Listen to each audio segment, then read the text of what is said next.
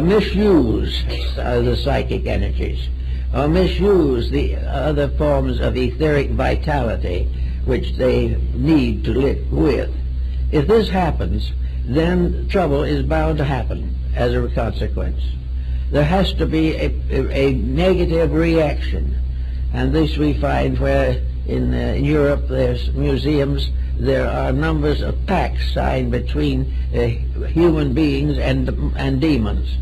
These pacts were that the demon should serve the human being, as in the case of Faust, for a certain number of years, after which the human person gave his soul to the evil one as compensation or as a payment of this debt. This type of thinking, of course, is not exactly possible of rationalization, but it does indicate that the individual believes that if he gains through evil some profit, some security or success, he is ultimately going to pay for it. That the evil which he uses for his own benefit will sometime turn on him and punish him. So all of these mysterious energy levels have a high ethical standing. They permit no misuse of any natural force or combination or pattern of forces without consequential punishment. So we have all this to think about, and then we come right on down to a little bit into our modern way of life and see what we can think through on this particular level. Being surrounded by energies that we need to live, we now begin to realize, simply in eugenics and hygienics, that these energies must be conserved and that our various attitudes in life must be correct, or in some way or another we are going to get into trouble. We're in trouble one way at the present time, particularly in the narcotics problem. As far as the scientist and the social worker is concerned, the narcotic addict is simply an individual with a weak disposition who has formed a destructive habit which will ultimately destroy him. This is, however, not exactly the whole story. In the old days, it would have been taken for granted that this type of thing is one way of selling the soul to evil.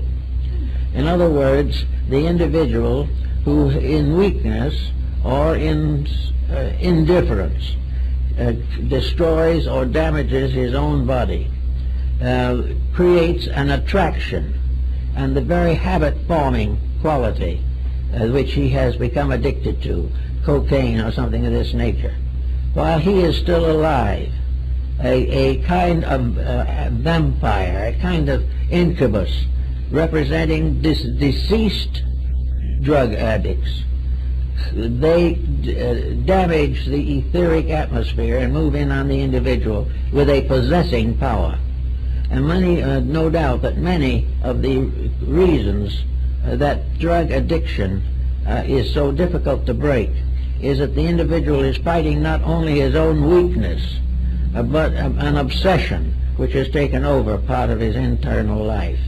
He has to break away not for himself, but for something that has moved in upon him like an obsessing monster.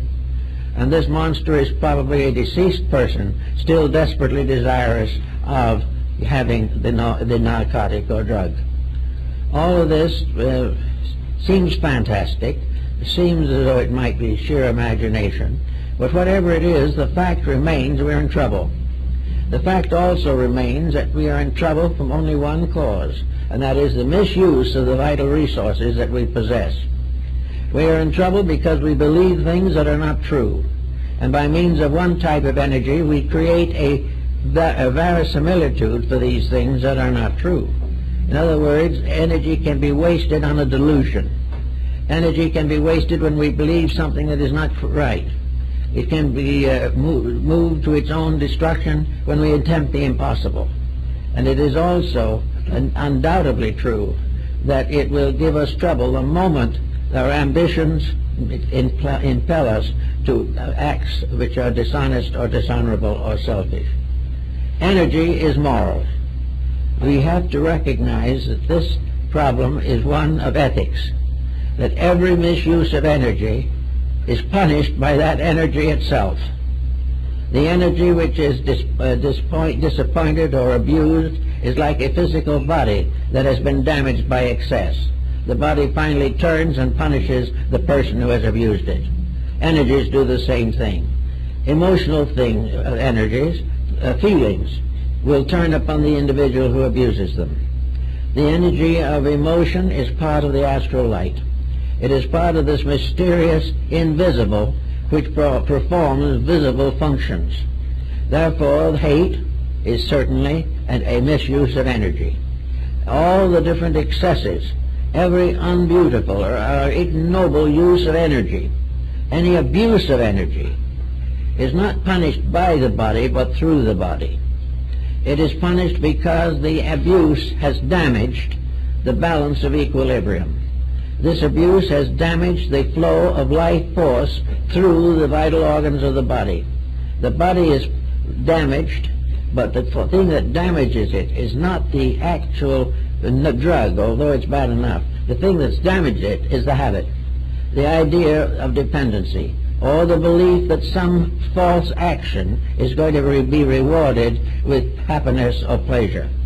This is a world today of ulterior motives. Everyone is trying to get what he wants. Everyone believes that his own desires are of first importance, and he is perfectly willing to sacrifice other people for the attainment of his own purposes. This is an abuse of energy. This is a misuse of the mysterious field of life in which we exist. It is also tied up with the karmic records that are carried from one life to another, for these records are carried in the magnetic fields, and the individual can and will in time find out the reason for all the things that happen to him, but not until he is able to stand this discovery without personal damage. So all these different factors work together, and in our problems of daily living we have to work out some solution. And in religion we have to be particularly careful, because religion was involved in magic from the beginning, and religion is still to a great degree involved in the mysteries of the astral light. Miracles are spiritual experiences supported by psychic energies. They are perfectly legitimate if they occur, but they will not permanently occur unless they are merited. The individual who deserves a certain mysterious and miraculous occurrence may have it, but a person who does not deserve it, even if they have something that appears to be it, will be damaged rather than helped. So it's very important in religion to think through this problem of the astral light. The astral light contacts us as a substance to be used or abused, to be formed or transformed into the problems and solutions of daily existence. Essentially, one point: ethics. The religions of the world are nearly all in trouble today. They are in trouble because they have gradually sacrificed their ethics. They have gradually made a program of expansion and conversion, and have done everything possible to gain political power. All of this is contrary to the purposes of religion. The purpose of religion is to help the individual to orient constructively with both the visible and the invisible worlds in which he functions. Religion has to do, therefore, with creating a power in man, a kind of shining armor which prohibits the entry of negative factors. The individual who wishes to compromise is going to be lost very quickly.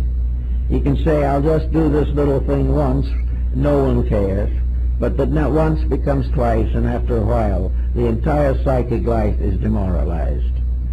Also, we know that behind all of this is a great damage in the astral light of the planet. We know, for instance, and as we're beginning to recognize now, that when we get naughty, when we do what we shouldn't do, nature gets angry.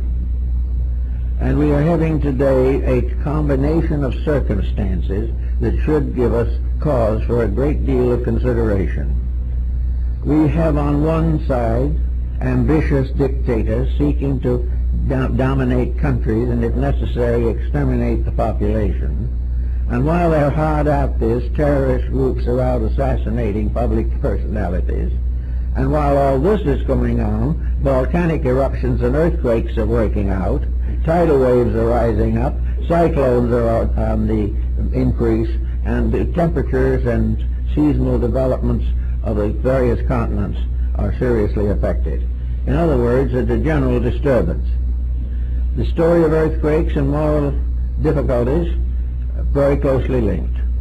The story of moral difficulties and epidemics and plagues are very closely linked together. In the 12th and 13th century, the Church prayed for deliverance from the comet, the plague, and the Turk. And we're just about the same spot now. We're having trouble with the Turk. We're having trouble with epidemics and ailments we know no cure for.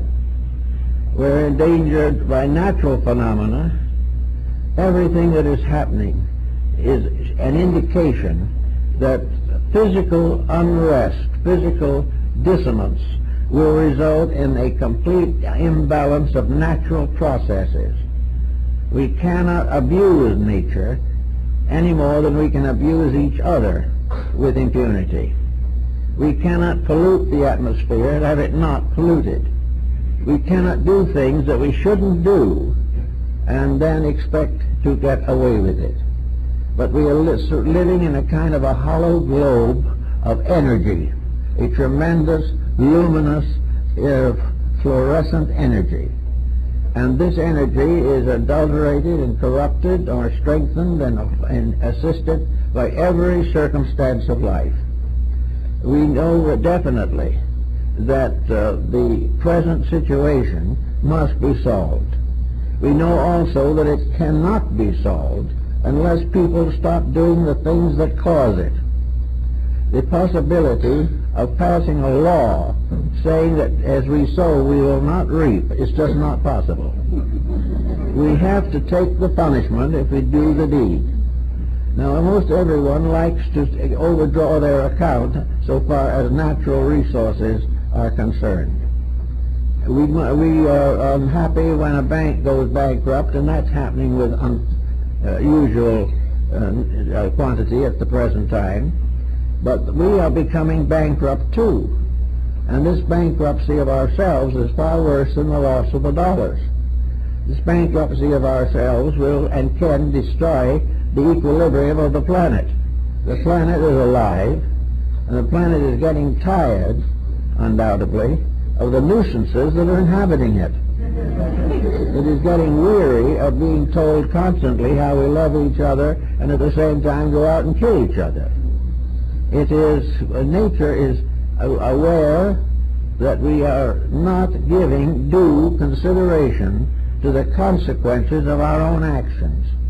And this is not only in connection with our constructive and destructive moral attitudes, but it is partly involved in the advancements of the sciences. In anything in which there are major changes in environment, there must be appropriate improvements of character or something goes wrong. Now, what goes wrong is this imbalance of energy. And it can well be that we are worried about the contamination of our drinking water. We are worried about the fact that the ocean can't carry all of the refuse that we have forever. We are worried concerning the artificial control of pesticides and so on to keep our crops coming in. These things are worrying us, but nobody does anything about it, really. They pass a series of laws in which they set up a new trouble to try to correct the old ones. But actually, somewhere in the line, the human being has got to realize that he lives in a universe of law and order. He lives in a world in which common sense exists in the atmosphere, even if it doesn't exist within man. When we find that we cannot do something, then we have to begin to think of making the changes in ourselves that are necessary so that we can survive. If we can't afford something, we cannot afford it, that's all. if we cannot continue some expansion program that is going to ultimately denude the earth and destroy its subfields, we will stop doing it. There is no other way.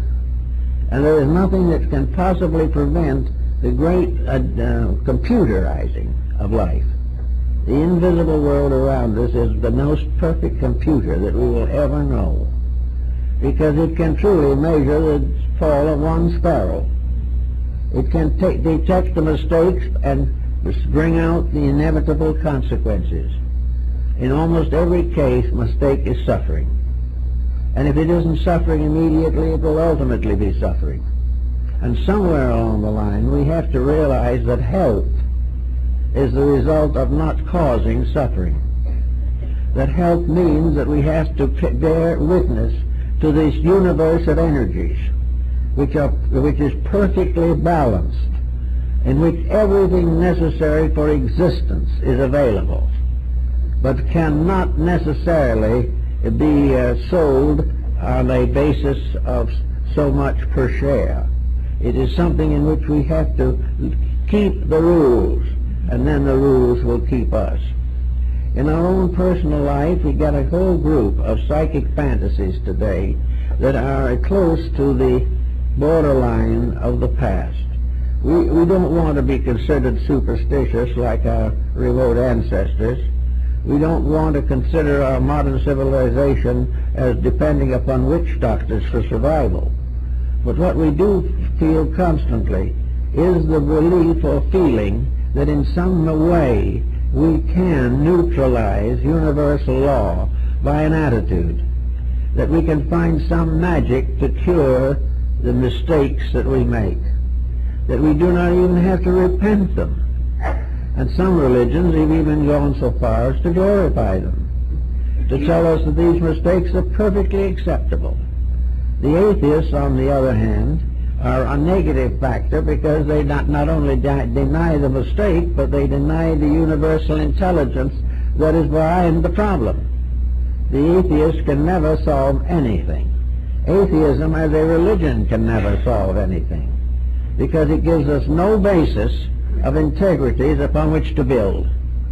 The problem of the atheist always is that he has no internal inducement to improve. His whole inducement is to spread his own doctrines throughout a suffering world. He does not recognize the importance of having a firmness within himself that can strengthen him to be true to principles, regardless of what his theology may be. But when atheism destroys the realization of universal ethics, it is simply contributing to the general dilemma. Atheism is spreading, but not very rapidly at the moment. It is becoming more and more difficult to justify it. But not only do we have atheism with its negative attitude, but we have other people who believe firmly that we are here to do exactly as we please, enjoy anything we can get our hands on, and cheat our neighbor with impunity. We are living by a profit system in a universe in which there's only one profit, and that is virtue. We are living in a universe that is tied into a concept of universal cooperation. The function of these fields of energy can only be maintained by the cooperation of each of these different forms of energy and the beings and creatures through which they function. We know definitely that if we want to benefit from the tremendous reservoir of psychic strength that lies out there, that we have to deserve it, we have to earn it, and we have to use it wisely. Every perversion of energy will end in tragedy. And the most common tragedy, of course, is health, and the next most common tragedy is worldly goods. So we have to be prepared for this type of situation if we continue as we do now. Now we have these ancient pictures. I know many of the great artists of the Middle Ages, the Renaissance masters, of demons of all kinds, St. Anthony being tempted, the evil one peeking over the shoulder of the would-be saint. All of these things, the evil one in this case represents the ruler over the power of this and world of deceit. And this is the negative psychic life of the individual himself. In each person there is a redeemer and a destroyer. In each of us there is a transformation upward or a degeneration downward. And the degeneration is in the keeping of this evil spirit, which is simply the embodiment of a symbolism. Our advancement forward is in the keeping of a good and kindly spirit, which is going to bring us finally to the fulfillment of our natural destiny. So all these evil things, this world of demons that has been preserved for us, these obsessing problems that we still have. In working over the years, I've had to work with many people who were profoundly convinced that medieval sorcery was working on them today, that they are suffering definitely from the black magic of those around them. The evil spirits are moving in on them. And of course, these folks are under the fantasy of the astral light. They are under the fantasy that makes anything you believe the truth. And that one we believe wrongly, we've got to correct it. Now, when a person has the wrong beliefs and gets into these troubles, what do? Well, you can go to them and you can talk with them and you can reason with them. And in many instances, you can do some good. But in a great many other instances, you can do nothing. The individual is far more certain of his own aberration than any possible solution. He has had this suffering himself, and therefore the opinion of another person is worthless. He has seen these evil spirits in his sleep, therefore who denies them is a fool. The individual who is in serious trouble has built a certainty about his trouble. He is so sure of it, so completely wrapped up in it, that no one can reach him. No one can tell him that it's his own hallucination.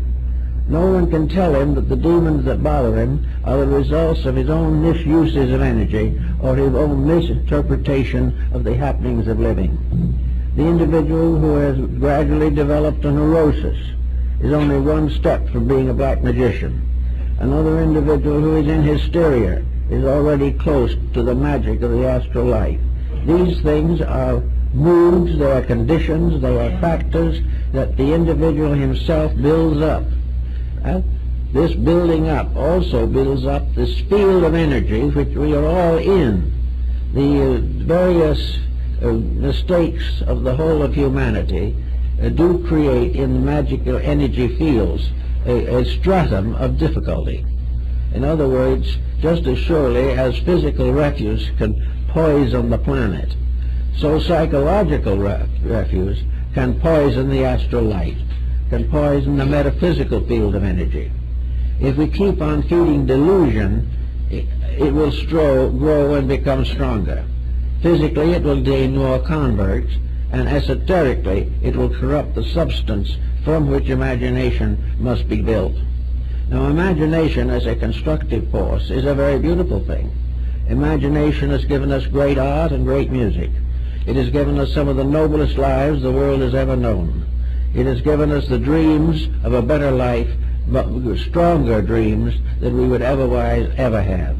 Imagination is a very beautiful thing. But if this imagination turns sour, it turns the same way that the things we see around us. We see great music turning sour. We see a terrible noise taking the place of music. We find literature turning sour. The days of great writing are no longer venerated or respected. Nobody reads them anymore. In a very short time, motion pictures and television have gotten into very serious moral difficulties, simply because they did not have the courage to stick to principles. Everywhere we turn, decadence is the prevailing circumstance. And this decadence represents a kind of infection. It is something that not only we gain through contact physically, but the energy fields that supply the life upon which we must live are also depleted. The energy fields not giving us the proper supply of constructive energy, we begin to be sick, we get tired, we get worried, we find more and more justification in fear. And all these things represent finally a vast chemistry, a great negative alchemy that is affecting all of us and affecting the world in which we live. Now, we can't necessarily go out and force a change in the astral light. It is said that after the crucifixion that Christ descended into limbo to liberate the lost souls. This was a part of the idea of the ministry, that he could cleanse or harrowed Hades. And this was part of the doctrine also in the Orient, where the Buddhas went down into the underworld to redeem the lost or tired or broken ones. Now, this does not mean that either Christianity or Buddhism or any other religion actually believed in hell. There is no conscious religion that's worth anything that believes in ultimate damnation. There must always be a redemption of some kind. But this damnation that we're worrying about is not something that we have to regard as an eternal hell. It is something which we must regard as a level of misuse, a misunderstanding, abuse of powers and privileges, that we have gradually weakened our own integrities, and if there is an evil world, it's right here, not where we go. We cannot go, as Plato pointed out, to anything much worse than we have here. And the idea that the solution lies in escaping from here is no good, because wherever we go, we take ourselves with us.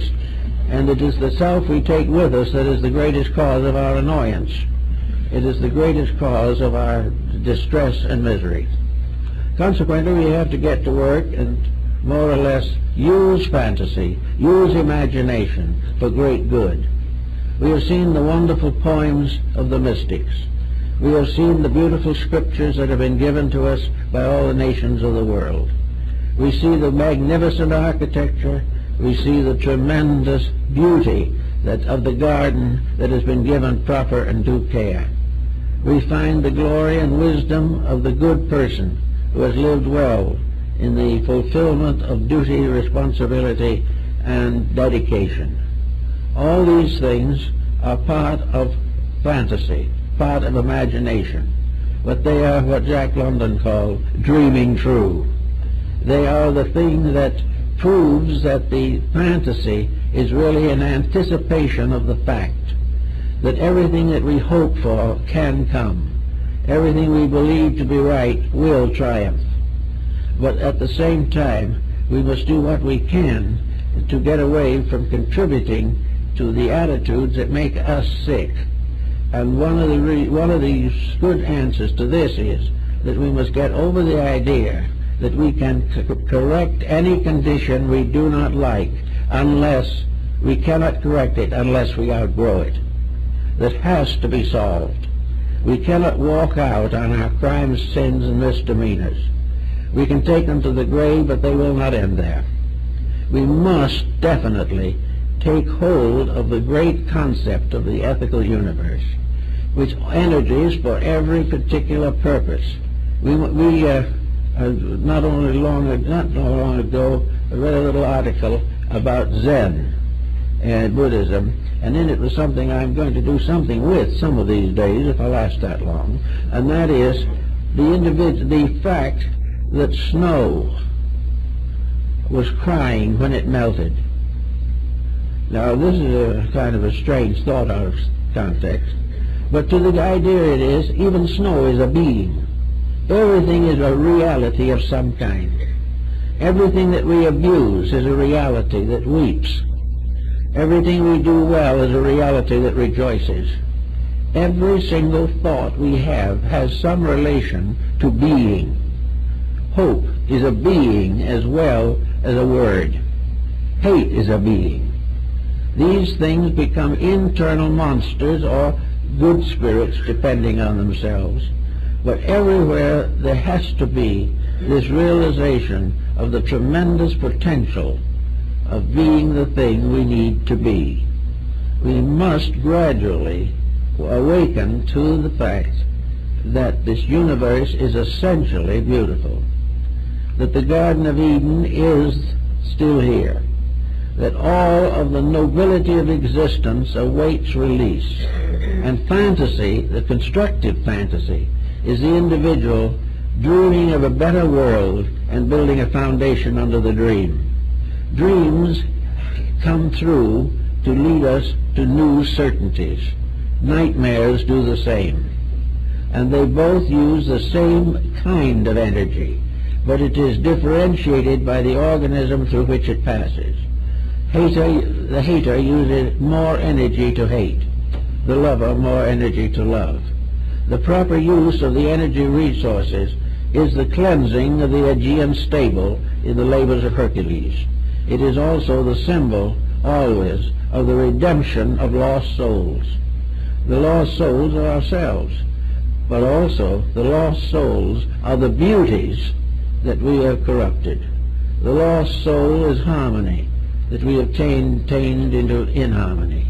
The lost soul is joy which remained turned into grief. The lost soul is hope which we have transformed into fear. They are all uses of the same great energy powers. They are the same uses that we have to make in terms of our internal lives. In external, we have to plant farming, we have to get crops, we have to find various ways of feeding the world as we try to do. These are the physical things. In the emotional world, we also have to have our crops, our sowing and our reaping. We have to build materials there that become part of sustaining the integrities of life. And these integrities are sustained in two ways, either from below or from above. As they are sustained from below when we create beauty and do lovely things and make wonderful poems and write great books. All these things inspire and lift the individual toward reality. On the opposite side, we have an inner life of dreams and hopes and aspirations, of love and affection, integrities.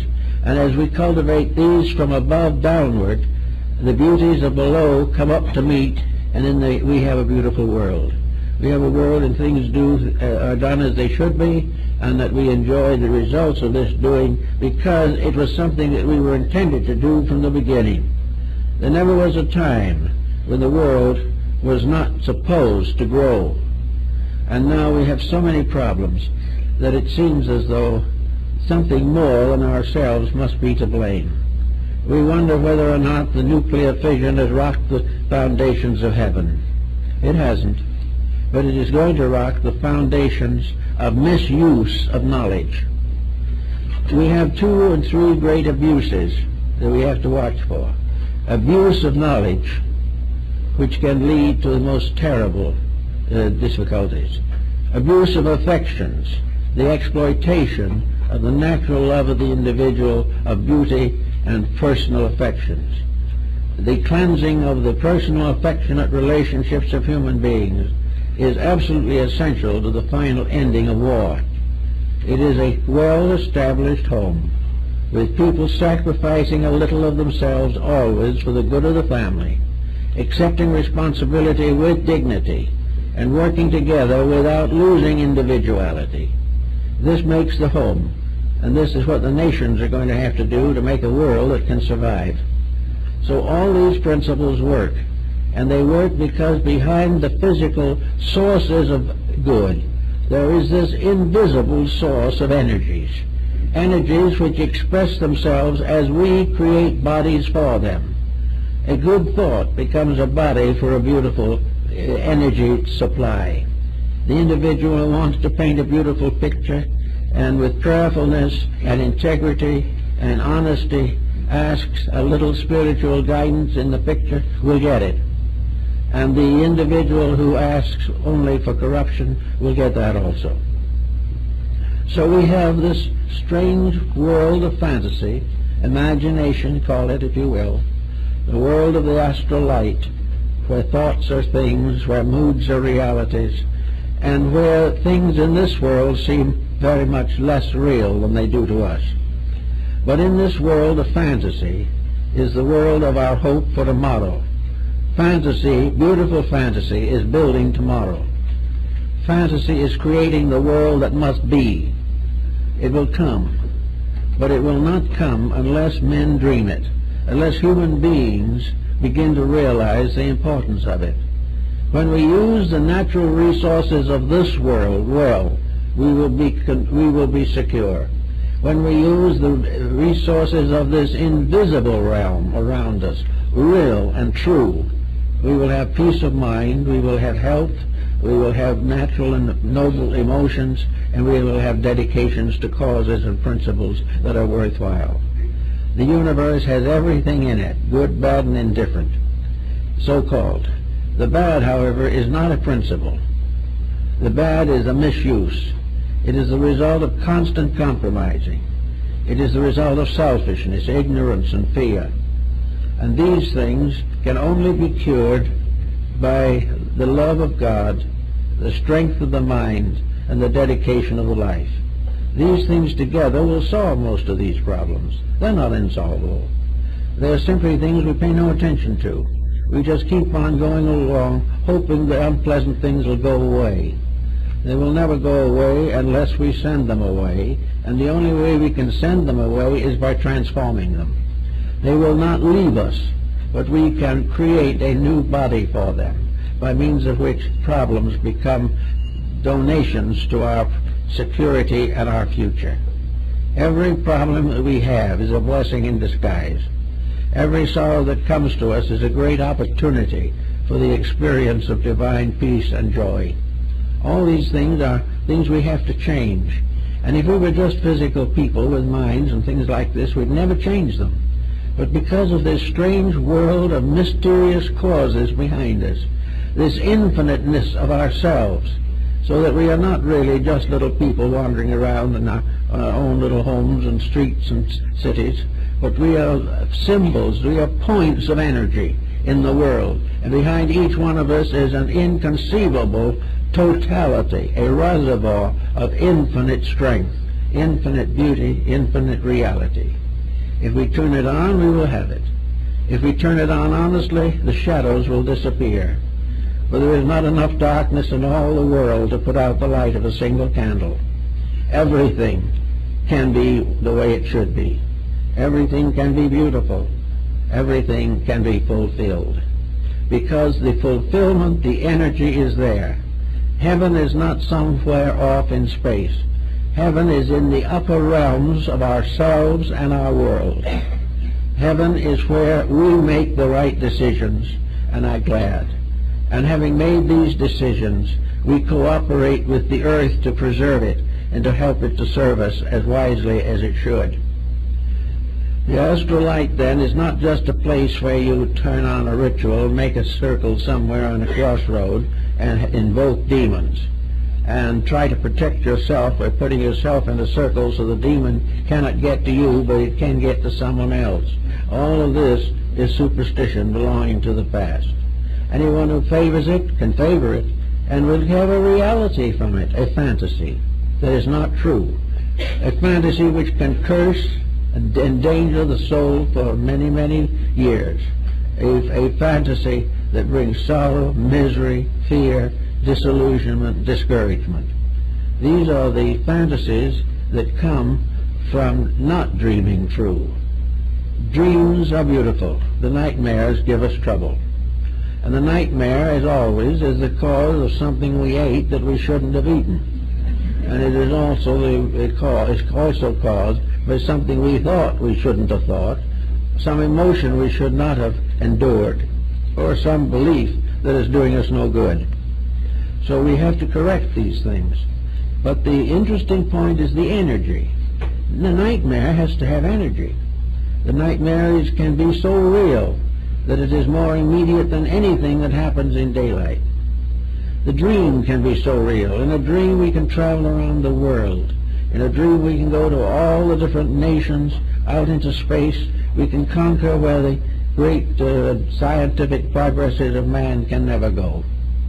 The dreams are tremendous realities, and yet they are merely the stuff of fantasy. But they are great fantasy. They are the representation of what everything can be. The dream is a reality that hasn't come through yet, if it's a good dream. If it is a nightmare, it is an unreality that we are clinging to. Whichever way it is, we are all dependent upon one great energy. Call it God, call it nature, call it life, call it reality or being, but it is one great energy. And the future of the world and the future of ourselves depends entirely upon the use of this energy. To the ancients who did not know what to call it or how to use it, really, they called it the astral light. It was the light and stars and spirits of space that were hovering over the earth, near it. They were the strange entrances and exits of principles, dreams, hopes, aspirations, inventions. They were the great differences, the infant born into this world, coming from there to here, the aged person departing, going from here to there, but both here and there, always part of one tremendous field of life, a field of life that is not only one great energy, but infinitely diversified, so that every thing that exists, every grain of sand has its place in the plan of things. And as this is so physically, it is also so mentally and emotionally. Therefore, the cultivation of our hearts and minds, the regeneration of our attitudes, the increase of faith, all these things have to start with a dream or with a fantasy. But if the fantasy is true, experience builds a solid foundation under it. If the fantasy is not true, it will fade away and leave us disillusioned. But the greatest dreams we have are the true dreams, and the true dreams are the ones which will never fail.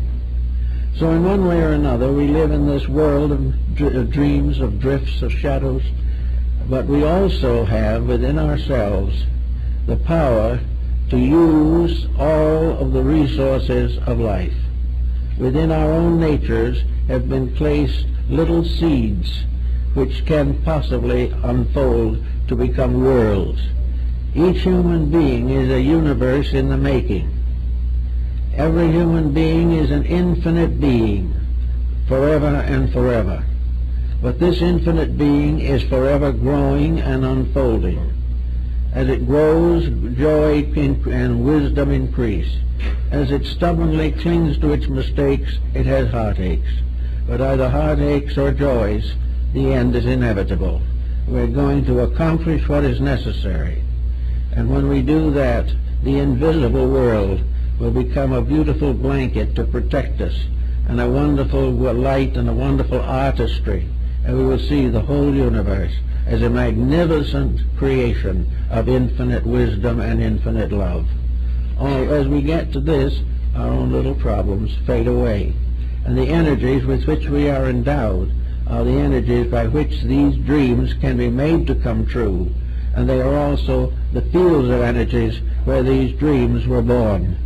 And altogether it makes a rather nice little package when we get around to it. Thank you.